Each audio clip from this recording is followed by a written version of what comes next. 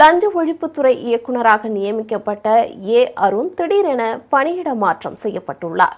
கடந்த மே மாதம் 25ஆம் தேதி அன்று ஊழல் கண்காணிப்பு மற்றும் லஞ்ச ஒழிப்புத்துறை இயக்குநராக அருண் IPSஐ அதிகாரப்பூர்வமாக இடமாற்றம் செய்து தமிழ்நாடு உள்துறை அமைச்சகம் உத்தரவு வெளியிட்டது.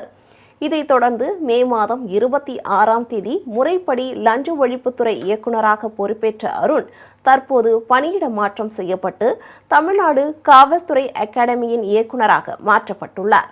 இதைத் தொடர்ந்து லஞ்ச ஒழிப்புத்துறையின் சிறப்பு விசாரணை பிரிவு அதிகாரியான IG மகேஸ்வரி புதிய இயக்குநர் நியமிக்கப்படும் வரை லஞ்ச ஒழிப்புத்துறை இயக்குநர் பொறுப்பையும் கூடுதலாக கவனிப்பார் என்று அரசாணை வெளியிடப்பட்டுள்ளது.